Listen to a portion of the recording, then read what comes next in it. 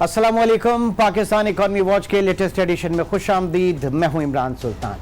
नाज़रीन, हम हमेशा से सुनते आए एक प्रिंसिपल है, एक उसूल है कि का काम बिजनेस करना नहीं, कारोबार करना नहीं, बल्कि कारोबार के लिए मुवाफिक हालात पैदा करना है।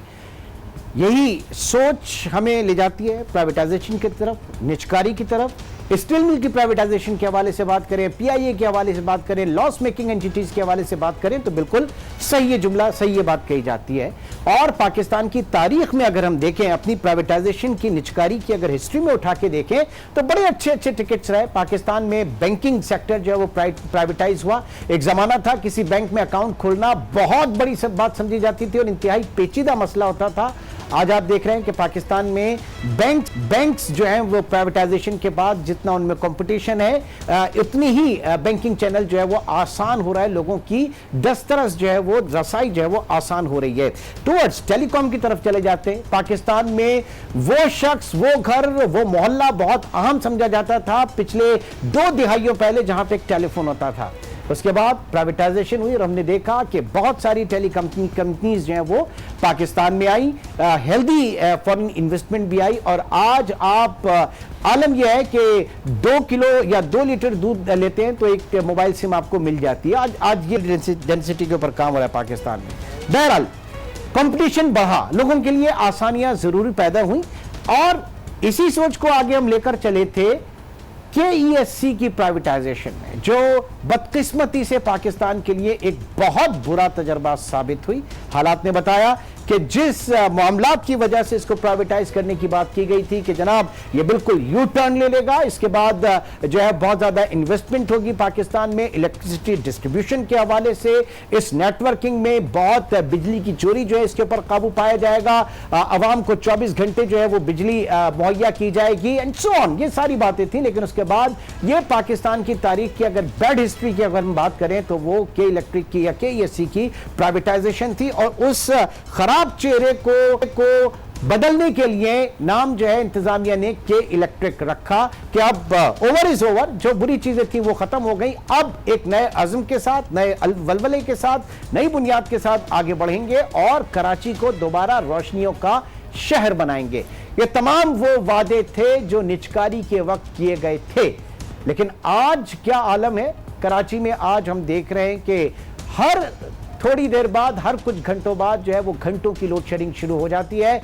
हमें नहीं पता कि प्राइवेटाइजेशन पहला वाला बेहतर था दौर या आज वाला जो वक्त गुजरता जा रहा है वो और ज्यादा संगीन होता जा रहा है।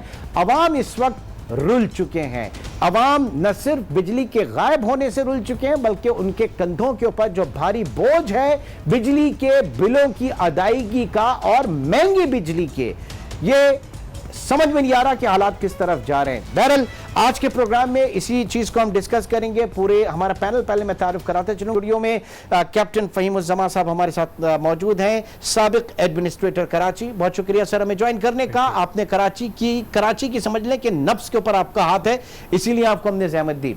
और उनके साथ हाफिज नईमुर रहमान जो कि बहुत ज़्यादा इस वक्त एक्टिव है, आप अमीर जमात इस्लामी कराची हैं और के इलेक्ट्रिक के हवाले से जो अवाम जिस शिकंजे में इस वक्त फंसे हुए हैं वो एक मसीहा के रूप में सामने आ रहे हैं। हमें मजीद ज्वाइन करेंगे कौकब इकबाल साहब, जो कि कौकब इकबाल चेयरमैन है कंज्यूमर एसोसिएशन ऑफ पाकिस्तान के। कंज्यूमर राइट्स, सार्फिन के राइट्स इस वक्त क्या कहते हैं, उनको अगर ये मुसीबत है, प्रॉब्लम है तो हम कहाँ जा सकते हैं, इस हवाले से हम उनसे बात करेंगे। ये पूरा मामला क्या है, ये पूरा मामला क्या है, इसके ऊपर जो इश्यूज जो हैं मिनिस्ट्रीज के हवाले से Ali Khizar Aslam, head of research Business Recorder भी हमें ज्वाइन करेंगे। और हमें जो है तर्जुमान नूर अफशा जो है के इलेक्ट्रिक की, उनका भी हम एक शॉर्ट लेके प्रोग्राम को आगे बढ़ाएंगे और उसके ऊपर जवाब चाहेंगे हम शहबाज इस्लाम जो कि तर्जुमान है स्विस सदर्न गैस कंपनी के। आप तमाम हजरात का बहुत बहुत शुक्रिया। प्रोग्राम को शुरू करते हैं। कल से मैं 24 घंटे से मैं कोशिश कर रहा हूं कि इस प्रोग्राम के लिए के इलेक्ट्रिक के किसी तर्जुमान या किसी ऑफिशियल जो है हमें आके स्टेटमेंट दें, प्रोग्राम में अपना नुक्ता नज़र बयान करें। मेरी बहुत ज़्यादा जो है वो कम्युनिकेशन भी रही, लेकिन मुझे नाकामी रही उसमें। बहरहाल कल हमने उनका एक शॉर्ट क्लिप जो है वो अपनी न्यूज़ के लिए जो है वो ऑन एयर किया था। एक बार फिर तर्जुमान के इलेक्ट्रिक नूर अफशा जो है उनका क्या कहना है, ज़रा पहले वो सुनते हैं, फिर उसी हिसाब से प्रोग्राम को आगे लेके चलेंगे। जी इम्पैक्ट आता है बिजली की डिमांड पे। अगर हम आजकल की बात करें तो बिजली की डिमांड एवरेज पे तकरीबन 2800 से 3000 मेगावाट पे चल रही है और पीक पे 3400 मेगावाट को क्रॉस कर चुकी है। जब हमने डिमांड दी थी तो डिमांड की प्लानिंग इसमें थी कि फर्नेस ऑयल की सप्लाईज भी सस्टेन रहेंगी नॉर्मल लेवल्स पे और हमारी जो नेचुरल गैस है उनकी सप्लाईज भी नॉर्मल लेवल पे ही सस्टेन रहेंगी। हमारी नेचुरल गैस की डिमांड इसलिए बढ़ी हुई है क्योंकि फर्नेस ऑयल का शॉर्टफॉल आ रहा है।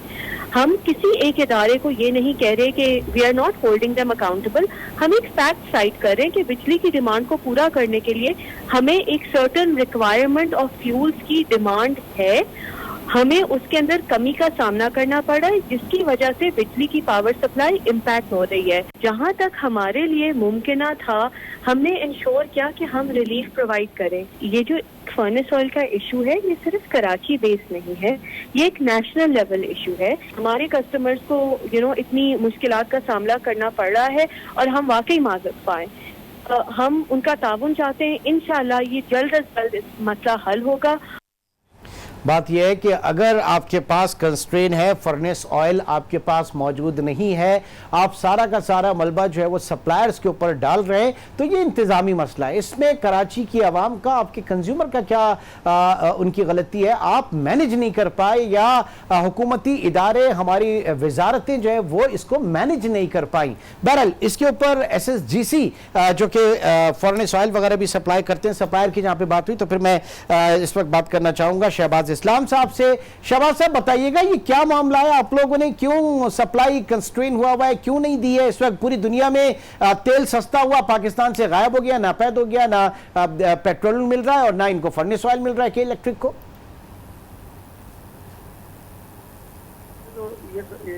मैं शुक्रिया करूंगा नूरअफ़शा का कि नूरअफ़शा ने कम अज कम अपने बयान में ये वाली बात को खत्म कही कि सुई गैस की वजह से हमें प्रॉब्लम हो रही है। बिकॉज उन्होंने आज ये आपके इंटरव्यू में ये कह दिया कि अब ये not blaming anybody, that's a very positive change. लेकिन देखिए मैं आपको फैक्ट्स दे देता हूँ। इनकी समर्स में डिमांड होती है कोई 190 MMCFD। सॉरी सर दोबारा बताइएगा जरा। इनकी समर्स में जो डिमांड होती है जी वो 190 MMCFD होती है। ठीक है ना। अब हम इनको 190 MMCFD दे रहे थे, ठीक है। ठीक। अच्छा, अब इन्होंने कोई 4 तारीख को इन्होंने हमसे कहा कि इनका ये जो फर्नेस ऑयल की शॉर्टेज हुई है और गर्मी ज्यादा बढ़ गई है, इसकी वजह से इन्होंने कहा कि हमें आप गैस ज्यादा दें। अच्छा, इन्होंने पहले हमसे कहा कि आप हमें 50 MMCFD ज्यादा दें, फिर हमने कहा हमें 50 से बढ़ा के 100 MMCFD ज्यादा कर दें। अभी 100 MMCFD जो है हमारे पास इंडिजिनियस गैस अवेलेबल नहीं है, ठीक है। हमने क्या किया, हमने SNGPL से रिक्वेस्ट करी कि आप अपने जो RLNG है आपके पास सप्लाई, उसमें से हमें 15 दिन के लिए उन्होंने हमसे कहा था, तो हमने 15 दिन के लिए उनसे रिक्वेस्ट की। दे वर वेरी काइंड कि उन्होंने अपने सप्लाई में से निकाल के हमें गैस दी, जो कि हमने उनको देनी शुरू कर। ठीक है। नाउ इनको हमने 15 दिन नहीं 17-18 दिन गैस 100 MMCFD दी थी। अभी इनकी फिर ये हुआ कि ऑफ कोर्स SNGPL के अपने जो सप्लाई लाइन है उसमें इशू हुआ, सो दे वांटेड 50 MMCFD। तो अभी भी उनको हम 190 जो कि उनकी डिमांड होती है उससे ज्यादा दे रहे हैं, 50 MMCFD। मतलब इस वक्त हम 240 MMCFD आज भी हम उनको गैस दे रहे हैं। सो ये कहना कि हम गैस नहीं। अच्छा, ये मेक श्योर करें कि ये कब तक आप देते रहेंगे, बड़ी मेहरबानी है। कराची की आवाम बड़ी दुआएं देगी आपको, बड़ा जजा का काम कर रहे हैं कि 50 MMCFD आप बतौर इदारा जो है वो एडिशनल दे रहे हैं, 17-18 दिन से दे रहे हैं। आगे कब तक देते रहेंगे, या ये तो नहीं खींच लेंगे कवर वापस, एक और मसला खड़ा हो जाएगा? अच्छा, पहले तो मैं आपको ये बता दूं कि 17-18 दिन से हम 50 MMCFD नहीं दे रहे हैं भाई, हम 100 MMCFD दे रहे थे, अब हम 50 दे रहे हैं, ठीक है। तो पहले तो ये क्लियर कर लें।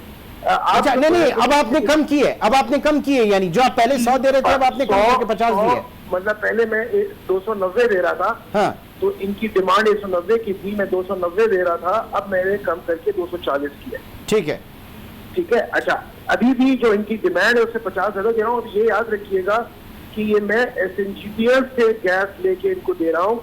सही। तो मैं अगर उनकी रिक्वायरमेंट नहीं बढ़ेगी तो मैं इंशाल्लाह देता रहूँगा। अच्छा ठीक है, ये मामला क्या है सर? देखिए, ये कि आपने शुरुआत की प्राइवेटाइजेशन से। दुनिया में कहीं पब्लिक यूटिलिटीज़ को प्राइवेटाइज नहीं किया जाता।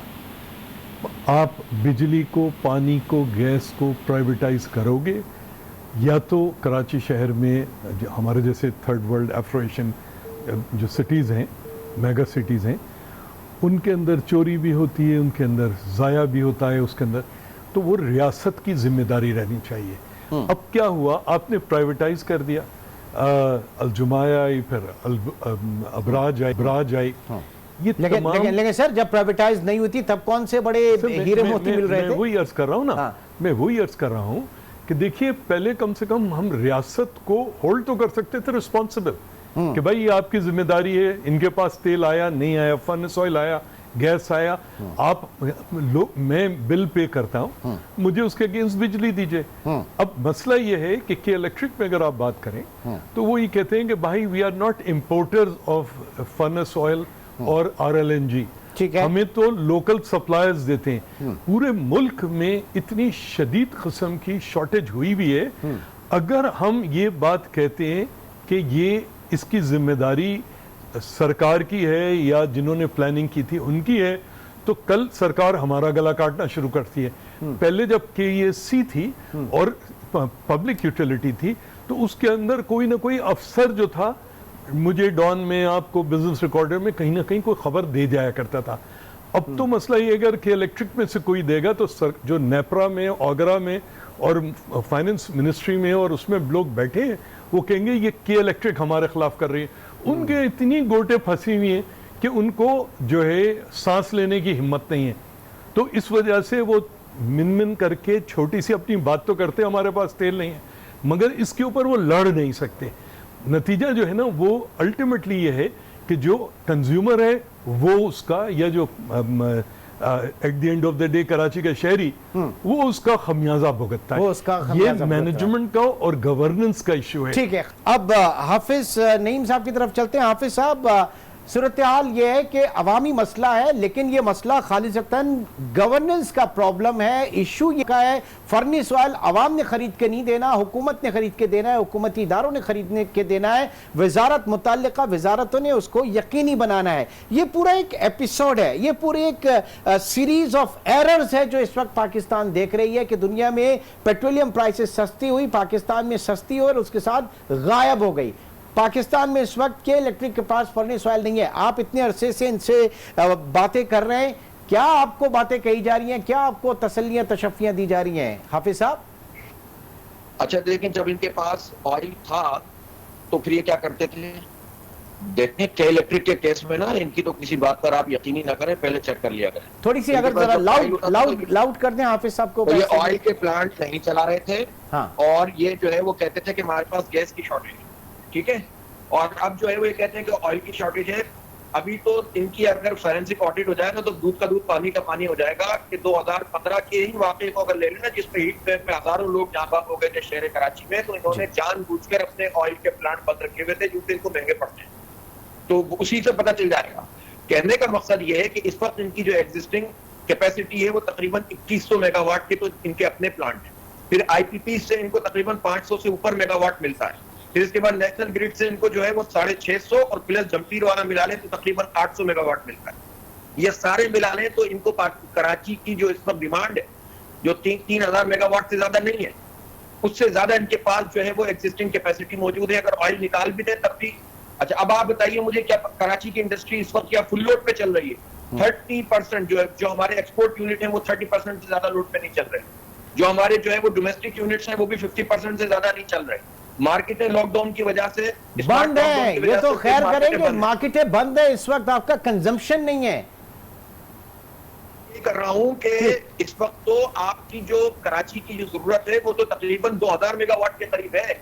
तो ये वो भी सप्लाई नहीं कर रहे। और फिर लोड शेडिंग की कोई लिमिट है जो ये कर रहे हैं? 12 घंटे, 14 घंटे, 6 घंटे, 8 घंटे, ये सब किए चले जा रहे हैं। तो इसका ठीक है, मतलब ये ठीक हुआ, है, ठीक इसका है। मतलब ये एक हुआ एक कि एक ये एक ब्रेक की कॉल है, एक ब्रेक की कॉल है। कौकब इकबाल भी हमारे साथ मौजूद है। ऐसे में एक आम सारिफ के लिए कंज्यूमर एसोसिएशन ऑफ पाकिस्तान का प्लेटफॉर्म जो है वो क्या कर रहा है, एक छोटे से ब्रेक के बाद इसके ऊपर हम बात करेंगे।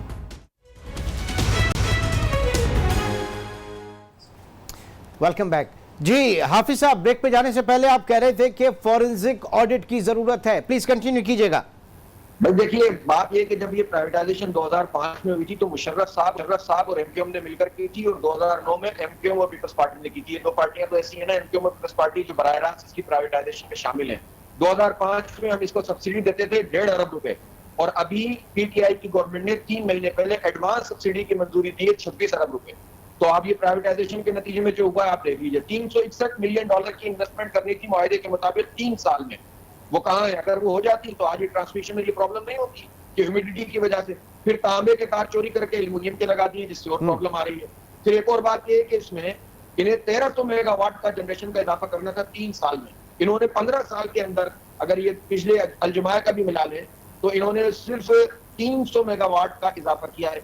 जो एग्जिस्टिंग प्लांट है ज़ाहिर है कि वो खराब होते चले गए, तो सिस्टम भी खराब है, नाअहली भी है, करप्शन भी है, ओवर बिलिंग भी है, और ये अपने पैसे बचाने के लिए हमसे फ्यूल एडजस्टमेंट के नाम पर जो है ऑयल के पैसे चार्ज कर रहे हैं, और खुद जो है वो कहते हैं कि ऑयल नहीं आ रहा तो हम प्लांट ही नहीं चला रहे। तो ये सारी चीजें कौन देखेगा? सुप्रीम कोर्ट तक सिर्फ आज इसको नोटिस दिया है। Where is regulator? नेपरा किधर है? नेपरा कहाँ है? रेगुलेटर 5,000 बंदे मर गए तो उन्होंने सिर्फ 1 करोड़ रुपए का सिंबॉलिक जो है वो उनके ऊपर नेपरा इधर है कि आज उसने नोटिस लिया है कि भाई लोड शेडिंग क्यों हो रही है। बड़ी मेहरबानी की इन्होंने नोटिस दे दिया। अभी तो कल परसों उन्होंने नोटिस लिया है नेपरा ने ना, तो सर मिले हुए ना, ये नोटिस लेंगे, फिर उसके बाद थोड़ी सी बात करेंगे, इनके इंस्पेक्टर आएंगे, इंस्पेक्टरों का दौरा कराया जाएगा, वहां पर प्लांट चला दिए जाएंगे, 6 चिमनियां धुआं देने लगेंगी, जब वापस निकलेंगे तो प्लांट बंद हो जाएंगे। और अगर नहीं भी होंगे तो ये रिपोर्ट में लिखेंगे, और उसके बाद कुछ भी नहीं होगा, कोर्ट का फैसला होगा, ये स्टे में चले जाएंगे। तो इनके ये पूरा चक्कर है करप्शन का, जो इधर से उधर सब जगह मौजूद है। दैट्स अ विशियस साइकिल, एक विशियस साइकिल है जिसमें घुमा जा रहा है। अली खजर, ये बताइए आप जो है मिनिस्ट्री में क्या हो रहा है, क्योंकि ये ऑयल का मसला, फर्नेस ऑयल का मसला, अगर कीमतें कम हुई हैं उसके बाद पाकिस्तान में इंपोर्ट नहीं हुआ, इनको नहीं दिया गया, प्रॉब्लम क्या है अली? देखिए, प्रॉब्लम यह है कि एनर्जी एक कॉम्प्लेक्स सब्जेक्ट है और उसकी इकोनॉमिक्स इतनी सिंपल नहीं है। अगर आप एक डिसीजन लेते हैं तो उस डिसीजन का बाकी चीजों पे इम्पैक्ट आता है। अब जैसे आपने फैसला किया कि ये जून के अंदर आपने पेट्रोल की कीमत कम करनी है, जो आपका ओगरा का फॉर्मूला कहता है। अब ओगरा का फॉर्मूला कहता है कि पिछले महीने की इंपोर्ट प्राइसेस पे आप करेंगे पीएसओ की। अब इतने वोलेटाइल डेज पे ये फॉर्मूला जो है वो इतना सही नहीं रहता। और फिर मई में इंपोर्ट नहीं हुई, अप्रैल रिपोर्ट तो अप्रैल के उन्होंने की थी जो मई में रजिस्टर हुई। बेसिकली अप्रैल में प्राइस बुक हुई, इंपोर्ट मई में हुई, तो अप्रैल में तो बहुत कम प्राइसेस थी। मतलब पेट्रोल की प्राइस जो थी वो इंटरनेशनल क्रूड से भी नीचे थी उस वक्त के हिसाब से, और वो बहुत नीची प्राइस थी। तो अब जब आपने जून में जाके कहा कि आप अप्रैल वाली प्राइस लगाएंगे तो कोई इंपोर्ट ही नहीं कर रहा, क्योंकि उसको तो इतना बड़ा लॉस है। रिफाइनरीज प्रोड्यूस नहीं कर रही, क्योंकि 16-17 रुपए पर लीटर वो पेट्रोल पे नुकसान उठा रही है। रिफाइनरी 50% पे ऑपरेट कर रही है। कंपनीज इंपोर्ट नहीं कर रही, या कुछ इन्होंने किया हुआ है वो होल्ड करके बैठी हुई हैं, दे नहीं रही, ये कर रही। तो इस सारे सिलसिले में शॉर्टेज हो गई। और जब आपकी पेट्रोल की शॉर्टेज हुई, डीजल की शॉर्टेज हुई, तो रिफाइनरी जब कम प्रोड्यूस की तो रिफाइनरी एफओ बनाती है। एफओ की इंपोर्ट पे आपने ऑलरेडी बैन किया हुआ था, एफओ शॉर्ट हो गया। और एफओ शॉर्ट हो गया, और आपको पता है सर्दियों में आजकल, गर्मियों में आजकल जो है वो आपकी डिमांड निकल आती है एफओ की, क्योंकि आपके बाकी हाइडल के प्लांट पूरे नहीं चल रहे होते, हाई डिमांड होती है, वो हो गए। फिर ये होता है कि आपके यहाँ ग्रिड के अंदर कैपेसिटी नहीं है कि आपकी Who is responsible? Ali Khizr, who is responsible? Ministry of energy responsible है। मिनिस्ट्री ऑफ एनर्जी को जो आप ये बताइए, आप जो सारी बातें बता रहे हैं, ये पूरी हमारे यहाँ मिनिस्ट्री मौजूद है, वजारत तवानाई मौजूद है, नेपरा वहां पर मौजूद है, रेगुलेटर वहां पर मौजूद है, और प्राइम मिनिस्टर ने अभी तहकीकात भी की है ये पेट्रोल के हवाले से। ये तहकीकात करने वाले जो है वही जिम्मेदार है। डीजी ऑयल जो है उस तहकीकात के ऊपर वो हेड कर रहे हैं, और जो कि डीजी ऑयल ही जिम्मेदार है इस सप्लाई के। अगर वो सप्लाई कम है तो वो जिम्मेदार है, वो कैसे तहकीक करेंगे? भाई इमरान, आपकी गलती और आप ही तहकीक करें, ये कौन सी दुनिया का असूल है? तो ये चीजें क्या प्राइम मिनिस्टर तक नहीं पहुंचाई जा रही?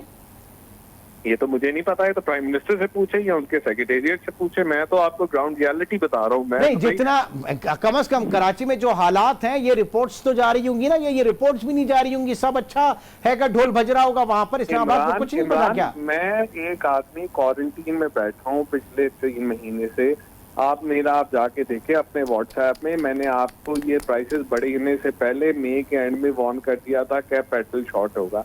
मैं भी आपको वार्न कर रहा हूँ कि अभी आपका अगले दिनों में डीजल शॉर्ट होगा। आप पिछले इतवार का मेरा ऑफिट पढ़े, उसमें मैंने आपको कहा था कि बिजली शॉर्ट होगी। अली खजर, अल्हम्दुलिल्लाह आप उन ब्लेस्ड लोगों में से हैं जो कि सेल्फ क्वारंटाइन अफोर्ड कर सकते हैं एसी के अंदर भी। जस्ट थिंक अबाउट कराची में इस वक्त जो हालात हैं, लोग किस तरीके से जो घरों में क्वारंटाइन हुए, क्वारंटीनिया हुए, उनका हालत खराब हुई हुई है।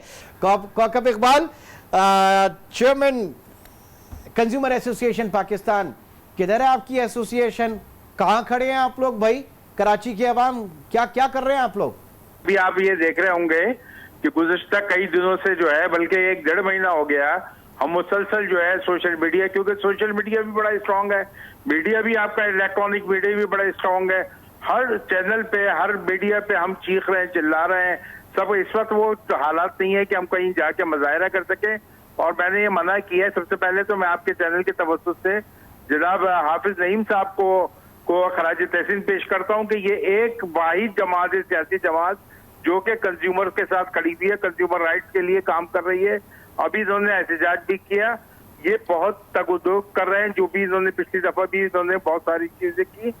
बात यह है कि यहाँ पे जो सिलसिला है ये हर साल होता है। सुल्तान साहब, ये कोई पहली एक आज साल नहीं हुआ, हर साल यही सूरत हाल से हम गुजर रहे होते हैं, हर साल यही शॉर्टेज आती है, यही इनकी जो है वो फ्यूल नहीं मिल रहा होता, उनको गैस नहीं मिल रही होती, और कई सारी चीजें बहाना है।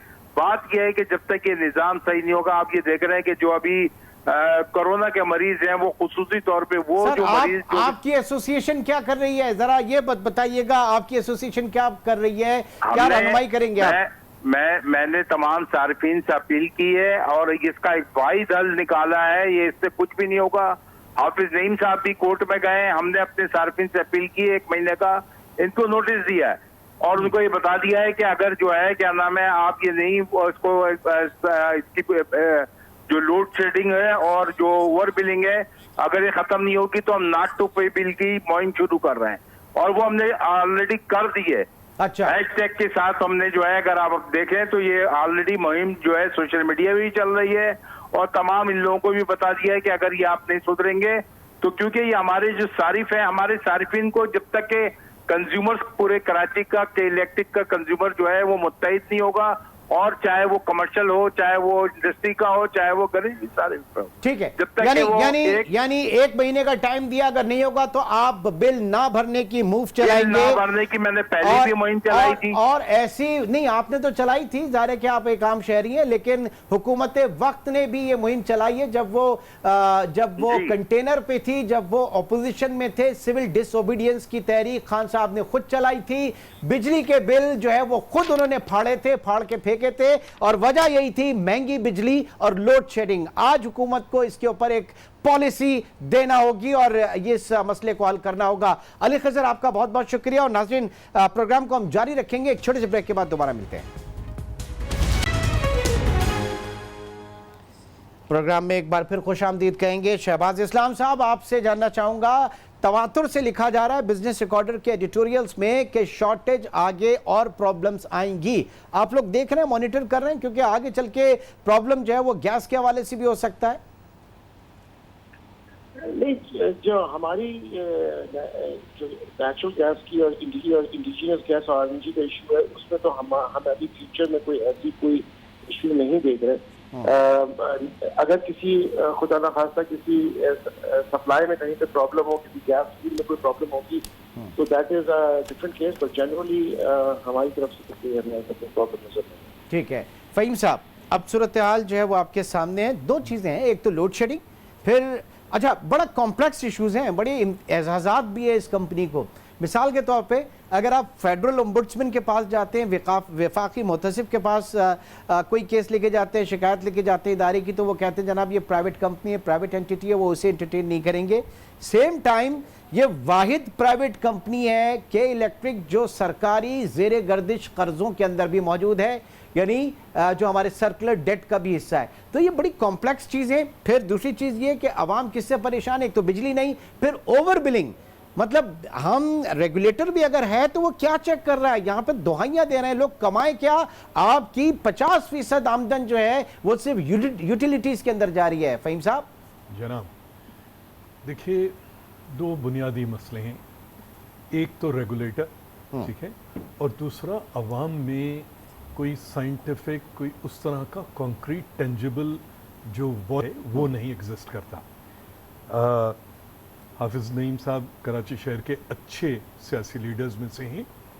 मैं इनको एक बात बताना चाहूँगा कि के इलेक्ट्रिक की जो डेली पावर जनरेशन है, बजाय उसके अंदाजे लगाने के, वो एक बाकायदा पब्लिक डॉक्यूमेंट है, एक पब्लिक इंफॉर्मेशन है, ना उसको के इलेक्ट्रिक छुपा सकती है ना कोई और छुपा सकता है।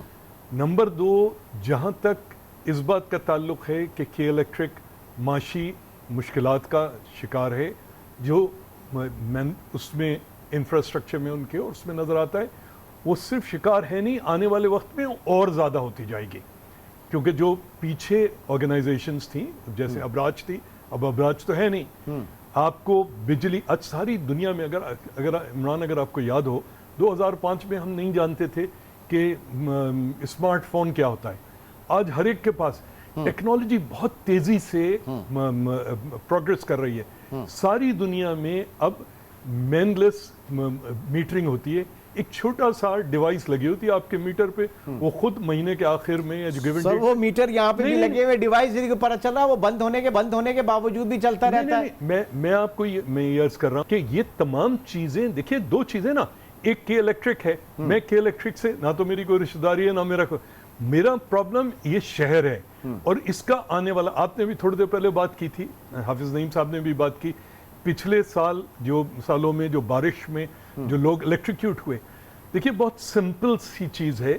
मैं हाफिज नईम साहब को भी और दीगर दोस्तों को मशवरा दूंगा कि इलेक्ट्रिक के मेरे हिसाब से पूरे शहर में कोई 1,70,000 पोल्स हैं। आप उनसे आज डिमांड कर सकते हो कि वो आपको ये बताएं कि क्या आपने इनकी अर्थिंग और इनकी तैयारी मानसून के हिसाब से की है या नहीं की है। अच्छा, ना कि इलेक्ट्रिक के पास इतनी फुर्सत है ना हमारे पास फुर्सत। जो एक जिंदा कौम है और जो एक जिंदा वो होती है, उनके यहाँ जो है कंज्यूमर एसोसिएशन जो है इन तमाम चीजों पे नजर रखती हैं। ये डेटा, फैक्ट्स एंड फिगर्स उनके पास होते हैं। आप जब उनको चैलेंज कर सकते हो। अभी क्या होता है, नाराबाजी बराए नाराबाजी होती है और कोर्ट भी नाराबाजी करके घर चला जाता है, सब चले जाते हैं, कराची के शहरी रुलते रहते हैं। ठीक है हाफिज साहब, ये जो बात की 1,70,000 पोल्स प्री मॉनसून सीजन शुरू हो गया, मॉनसून आ जाएगा, उसके बाद एक कतरा गिरा बिजली ट्रिप हो गई या बेचारे हादसात की नजर होना शुरू हो जाएंगे। पिछले एपिसोड से क्या हमने सीखा, इसके ऊपर आप पूरा ट्रैक लेके चल रहे हैं, इंतजामिया से आपकी बात होती होगी कुछ। एक ऐड चीज कर दूं, नहीं हाफिज नईम साहब के, नईम साहब सारी दुनिया में बारिश होती है। हाँ। सारी दुनिया में जो है, ऐसा नहीं है कि बिजली नहीं, बिजली जाती है, बारिश होती है, मगर लोग इलेक्ट्रिक्यूट नहीं होते। हमारे यहाँ क्यों होते हैं? इसको भी तो हमारे जो इंजीनियर्स हैं, इलेक्ट्रिकल इंजीनियर्स हैं, वो करें। जी कौकब साहब, अब बात यह है कि ये तमाम चीजें होनी चाहिए, इनका एक फॉलोअप होना चाहिए प्रॉपर, और आप केस लेकर जाएं। आप कंज्यूमर एसोसिएशन के चेयरमैन हैं, आपको हम देखना चाहेंगे सिटी कोर्ट में, हाई कोर्ट में, सुप्रीम कोर्ट के अंदर। कहां हैं आप?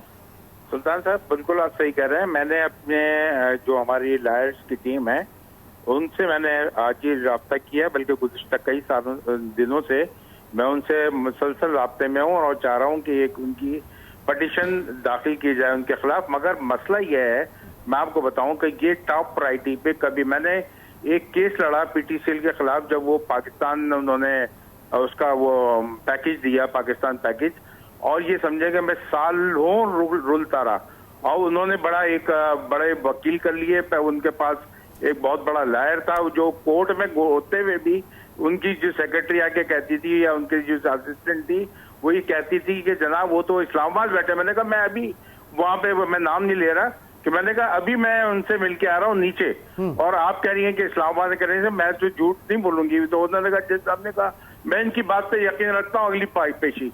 ये कोर्टों का जो है ना, ये जो कोर्ट है, ये कोर्ट सिर्फ उन लोगों के लिए है जो ठीक है, ये बहुत बड़ा अलमिया है इस वक्त। इजाजत दें तो मैं एक इनको मशवरा दूं जी। देखिए, आप कोर्ट कचहरी करने से पहले आपको इस बात की जरूरत है कि आपके इलेक्ट्रिक को बाकायदा रजिस्टर्ड पोस्ट कोरियर के थ्रू या फिजिकली जाके उनसे कहिए कि आप हमें बताइए पिछले 30 दिन आपकी टोटल पावर जनरेशन और डिस्ट्रीब्यूशन क्या रही है।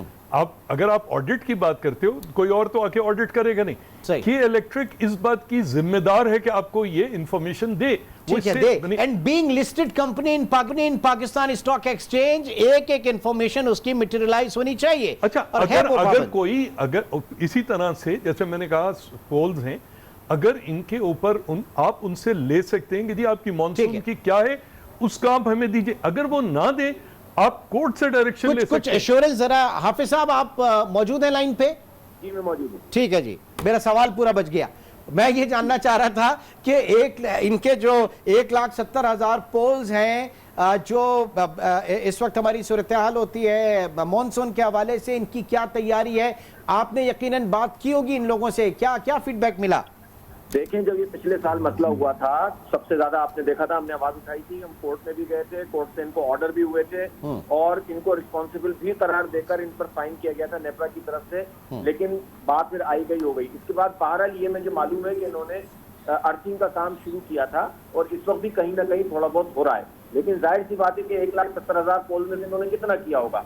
जहां तक फहीम भाई ये बात कर रहे हैं कि मालूमात एक फिगर के साथ हम बात करते हैं, मैं अगर रिस्पॉन्सिबिलिटी लेते हुए बात कह रहा हूं कि कराची में जो इस वक्त इनकी डिजाइन कैपेसिटी है वो 2100 मेगावाट इनकी अपनी है, जिसमें से 1200 मेगावाट तो सिर्फ पोर्ट कासिम का पावर प्लांट है और बाकी तफसील भी मेरे पास मौजूद है।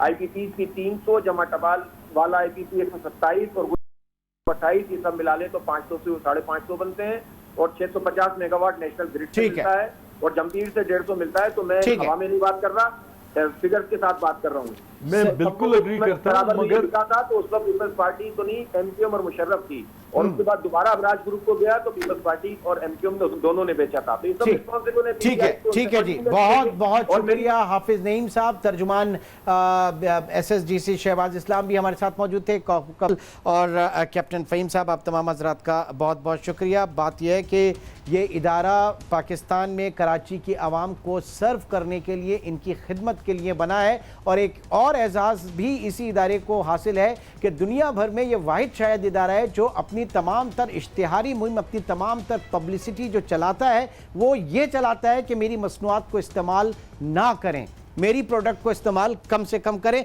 तो शायद ये भी इस इदारे को एक एजाज़ हासिल है। इंशाल्लाह आपसे फिर मुलाकात होगी। अपना बहुत ख्याल रखिएगा। अल्लाह हाफ़िज़।